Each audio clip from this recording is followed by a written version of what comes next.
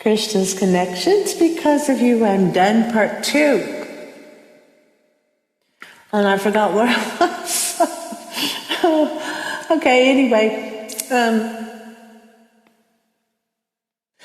Okay, so I was talking about people, you're going around and hurting, and life is just, everything's going crazy, and you just, basically, I'm done. I'm done with it all. You've got to get to the point when you're getting through this sickness and you're hurting. You got to get sick and tired of being sick and tired. You got to be able to wake up and honestly say it and honestly mean it. I'm done. I'm done with being sick. I'm done with being sick and tired. I'm done with the excuses. I'm done with the blame. I'm done with it all. You've got to be ready to actually be done. So are you done? Are you done hurting? Are you ready to get better now?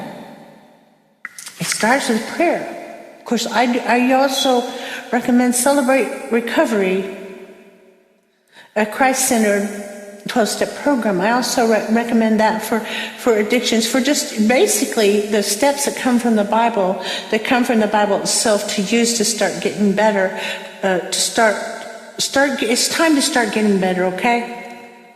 My hair gets my eyes. I'm not used to this. The COVID kind of took a lot of my hair, y'all. And I'm actually getting to where I can think again. It took a lot of, it just really, it knocked me for a loop. It knocked me for a loop. I couldn't half think. I just taste. I can actually taste things again. But I still stand on there was 2 trees in that garden. 2 trees, y'all. So, anyway, getting back to where it was. You got to be done. You got to be sick and tired of being sick and tired. And I don't know why that shadow's in there. I'm trying to get rid of it, but apparently it's going to stay. Sorry. But anyway, here's what you got to ask yourself. Sometimes I hear this a lot too, and I use it as an excuse because it seems to be a familiar thing here on this platform. It seems to be familiar. For instance, people, you put yourself in the position to be hurt when you know better. All the signs are there, and you know they're there.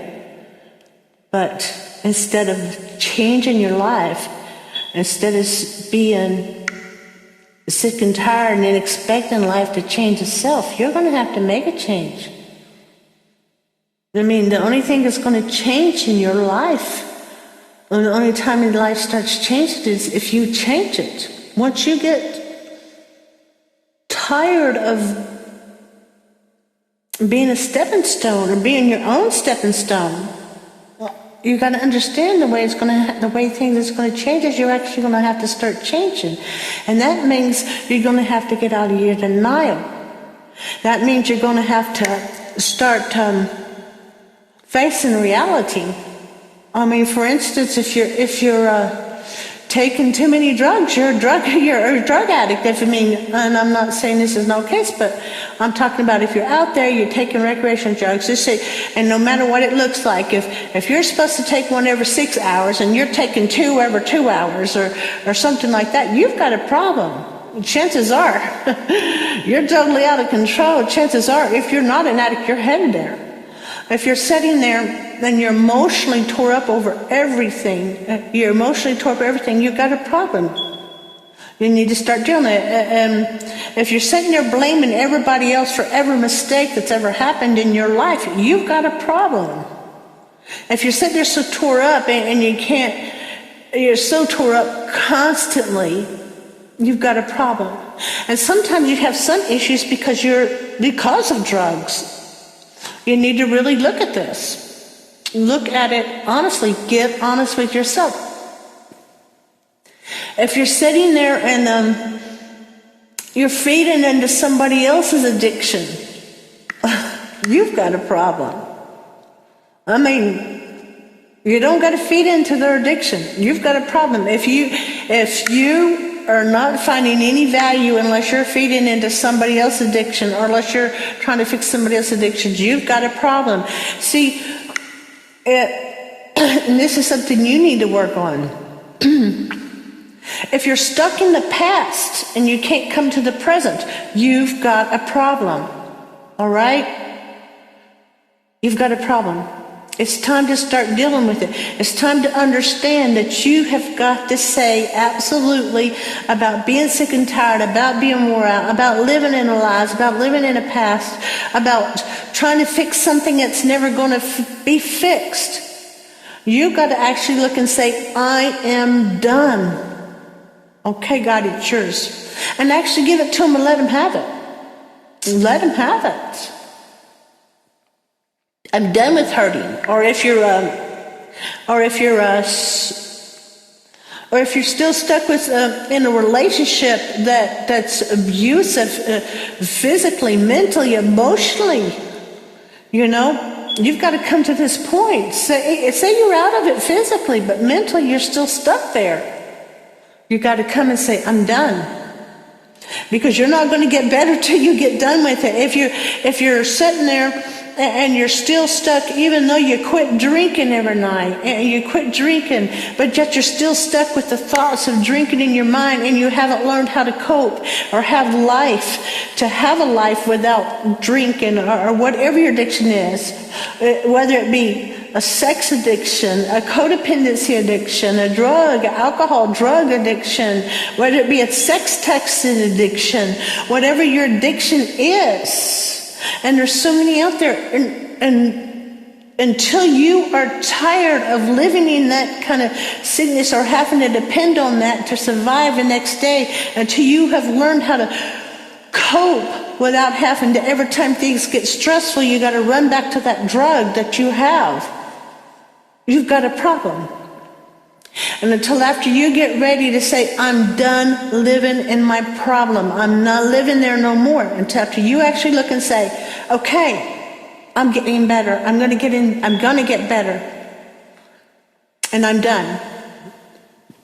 Then the next thing you know, and guess when you get out of denial, then you got to understand.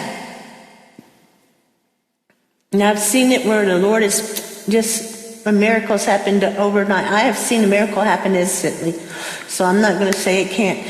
But I'm going to say usually you have a journey of healing. Usually you get step-by-step healing. And you go through this journey. You start getting chiseled. He starts chiseling you. And you start getting better little by little. And sometimes a lot by lot. You see, because there's something else he says. We can't do it alone. This is something we can't do alone, because if we could have done it alone, we already would have. Most of us, if we could have actually quit, we already would have done it. We can't do it alone. So therefore we need, he says, in the multitude of counselors there's safety. But this is the right kind. You don't just do it to any kind. Find some like-minded people that's recovering, whatever, and you start getting better. You start getting better. You start getting better with the Lord. You have to get to the Lord. You have to get to the place where I cannot do this on my own. I need some help.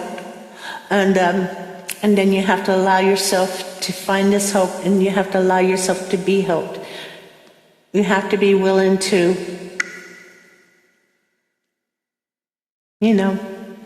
not do it alone. You have to be willing to have this help and just do what it takes to get better.